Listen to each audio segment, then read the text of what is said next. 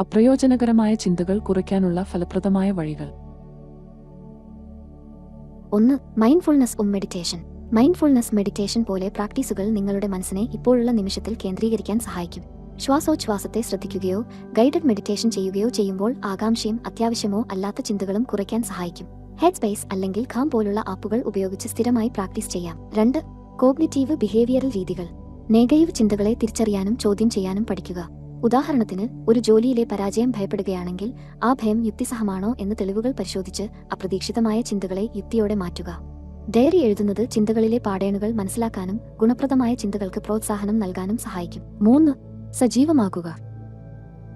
നടക്കുക, യോഗ ചെയ്യുക, സൈക്ലിംഗ് പോലുള്ള വ്യായാമം ചെയ്യുന്നത് എൻഡോർഫിൻ നില ഉയർത്തുകയും മാനസിക സമ്മർദ്ദം കുറയ്ക്കുകയും ചിന്തകളെ ശാന്തമാക്കാൻ സഹായിക്കുകയും ചെയ്യുന്നു. 4. ഗ്രൗണ്ടിംഗ് തറപ്പാക്കൽ പ്രാക്ടീസ് ചെയ്യുക. 5 4 3 2 1 ടെക്നിക്ക് ഉപയോഗിക്കുക. 5 നിങ്ങൾ കാണുന്ന വസ്തുക്കൾ. 4 സ്പർശിക്കാവുന്ന വസ്തുക്കൾ.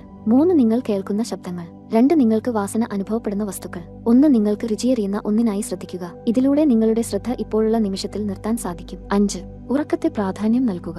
സ്ഥിരമായ ഉറക്ക സമയക്രമവും മനസ്സിനെ ശാന്തമാക്കുന്ന ഉറക്കരീതി പ്രാവർത്തികമാക്കുന്നത് ഉത്കണ്ഠ കുറയ്ക്കാനും ഉറക്ക ഗുണനിലവാരം മെച്ചപ്പെടുത്താനും സഹായിക്കും. 6. സ്റ്റിമുലൻസ് കുറയ്ക്കുക. കാഫീനും മദ്യവും കുറയ്ക്കുക, കാരണം ഇവ ഉത്കണ്ഠയെ കൂടുതൽ വഷളാക്കുന്നു. പകരം കാമമൈൽ, ടീ പോലുള്ള ശാന്ത നൽകുന്ന പാനീയങ്ങൾ ഉപയോഗിക്കുക. 7.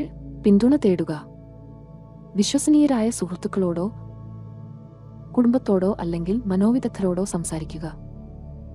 ഖപ്പ പോലുള്ള സയന്റിഫിക് രീതികൾ ഉത്കണ്ഠയുടെ ചികിത്സയ്ക്ക് ഏറ്റവും ഫലപ്രദമാണ്. 8. യാഥാർത്ഥ്യപരമായ ലക്ഷ്യങ്ങൾ നിശ്ചയിക്കുക.